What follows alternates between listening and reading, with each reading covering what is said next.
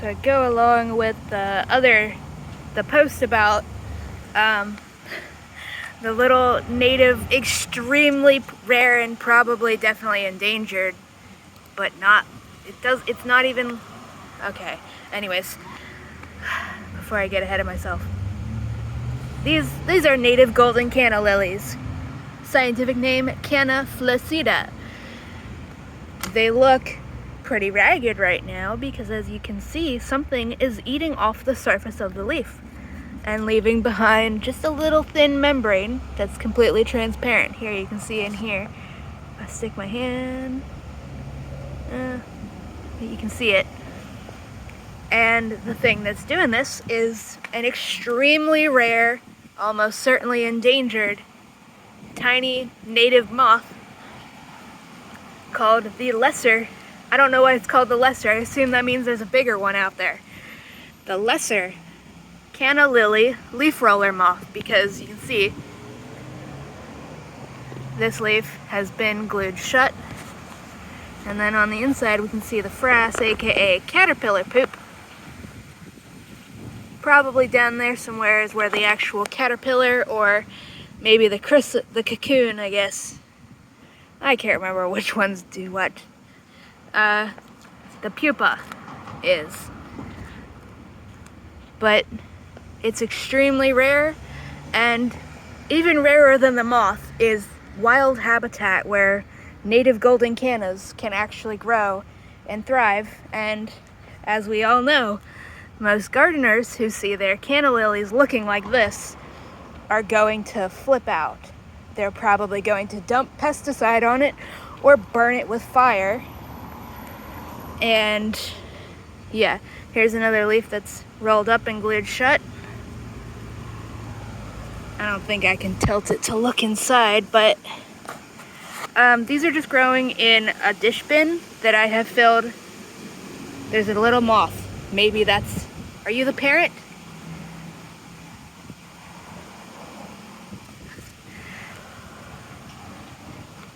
This might be the parent. I'm not sure. I'll have to take a picture. Might be the parent right here. Can I get a picture with you with my finger? There we go, my finger for scale. And most moths, if you think they look boring, that's because, unlike monarch butterflies, they can't poison birds.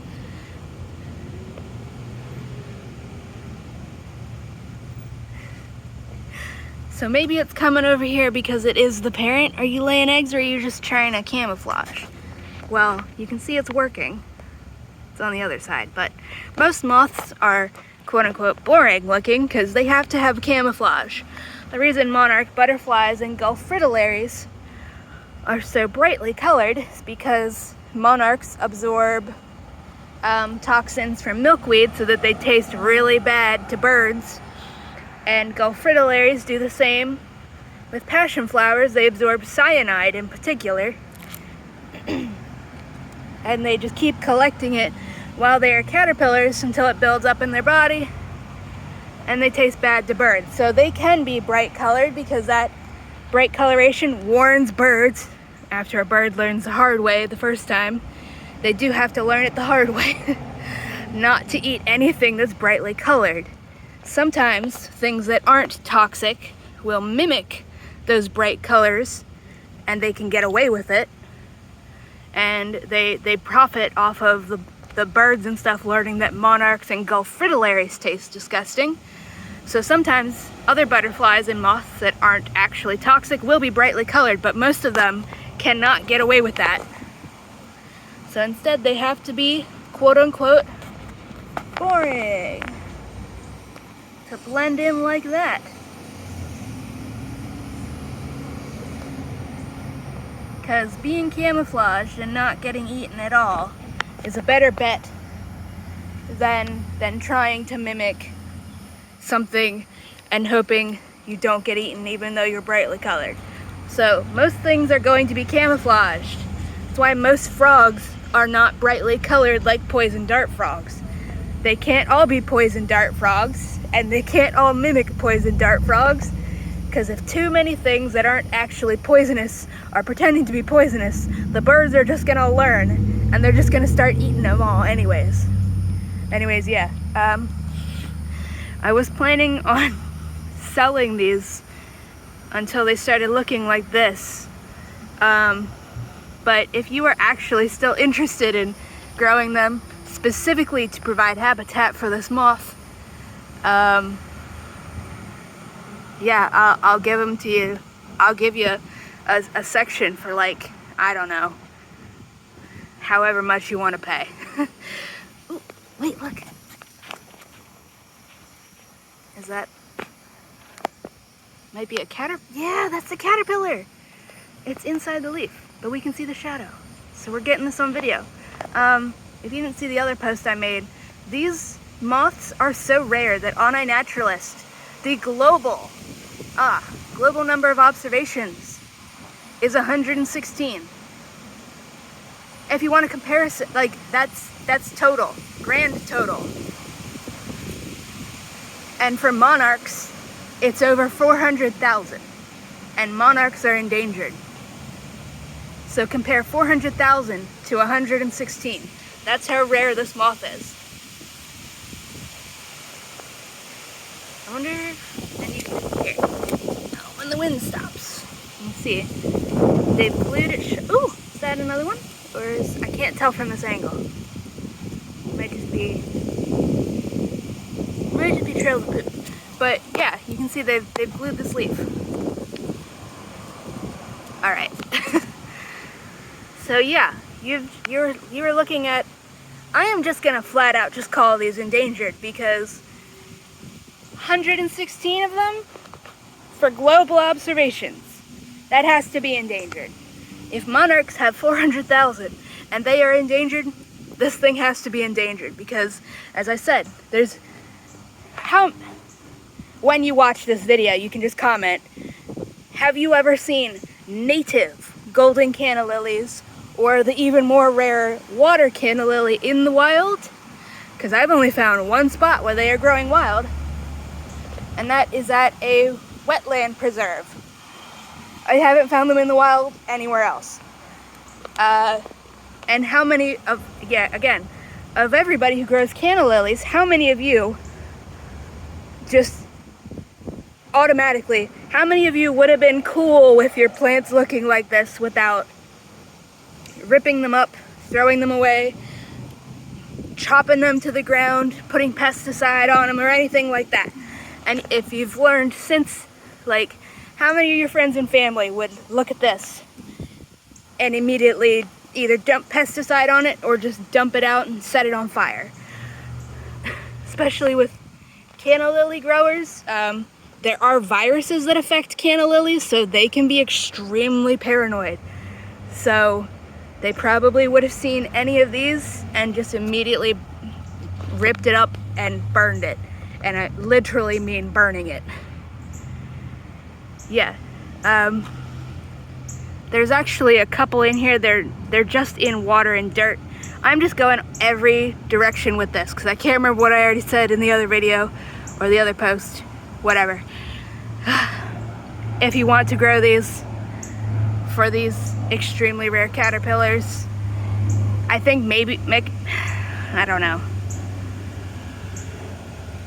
If you come to our plant sale that my twin made a post about, if you just bring a vase or something of water, I'll give you one of these, assuming we can do it without disturbing the caterpillars. You just have to promise not to spray pesticide, obviously. Don't chop off the leaves. And just... Oh. What? Is that a baby praying mantis on my leg? Oh my gosh. Oh my gosh. I'm so glad I didn't... Like, you just have to spend time outside to the point that you don't automatically squash whatever you feel on your leg without checking it first. Look at that baby! Where did you come from? Can I zoom in? Let me try and zoom in more. Oh, my phone's getting hot. Look at that little baby! Oh my gosh. So tiny. Oh my gosh. Alright, I gotta put this little dude Dude, oh, wait, don't go. Where'd it go? It just jumped off. Alright, well hopefully it landed on this plant. I don't even know what kind of plant this is. Okay, that was adorable. Yeah, if you feel an insect crawling on you, check what it is before you smash it. I've learned to do that over the years, and I'm very glad, or we would not have seen that. I don't even know where it went. That was so tiny. Okay, yeah, here's my other golden canna. This is the one that grew the fastest, so I put it in this, this is actually a trash can from Walmart, but I like the pattern, so I just drilled a hole in the side, stuck it in here. This is I'm not sure if there's anybody on this one. Let me check it. This is one I just stuck in this glass jar because I can't remember why, but it obviously wants more dirt and stuff in there, but I can also give you that. I guess I shouldn't just be moving stuff off of this pot. Just sit that right there. I'll just sit that there. Okay. Because you can see it's starting to sprout back up from other spots. Well, that didn't work. This was an attempt at cloning a blackberry. Native blackberry. That's extremely interesting to blackberry nerds. But as you can see, this one's still got... I guess the caterpillars are only in the rolled up parts. And the reason they do that, you can see it right here, and by it I mean the leaf being tied up into place, is because it's free sunscreen, it's free shade. They use the leaves as an umbrella. And there's also a ladybug in there.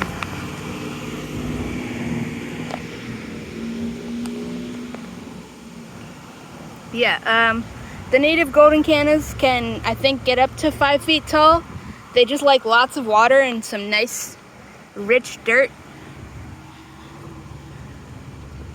But they got these lime green leaves. They're narrower than the other ones. Kind of bluish colored. If you get into all that technical stuff, they're kind of bluishy looking. But yeah, you can see the scrape marks, and those are from the caterpillars. I did confirm since starting the other video I did. I think usually these little bite marks are from snails, and again, this video is just going all over the place. But yeah, if you want one of these, if we can do it without hurting the caterpillars, just bring a little container of water to put the roots in, and make sure you have somebody that can carry the plant upright on your way back to your house. And maybe I'll sell those. I'll also just give away seeds and stuff. Yeah, yeah. So if your canna lilies look like this, please, for the love of nature, do not spray pesticides on them. See that little shadow right in there? Alright, this video is probably all over the place. I have ADHD and I'm autistic, so it is what it is.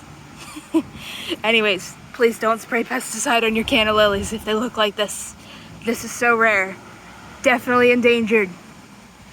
And you can just go to iNaturalist.org and search lesser canna lily leaf roller. And I think it's right there. I'll point to it so I can... The caterpillars, I did see a few pictures. They're like translucent, and then they got some spots. But yeah, we'll go back over here. Hey, yay! Thank you, flycatcher. That's a bird, sounds like a frog. It's a flycatcher. They catch flies. Hopefully that means deer flies. We're just going to go right back over here and look at the pupa / chrysalis cocoon. I don't remember. Right on this leaf. These are the hybrid cannas we were given for free. We're going to give them away for free as well. And that's what the pupa looks like. They seem to have a little, all that stuff at the end there. But yeah. Okay, that's the video. My phone's trying to overheat, so bye-bye.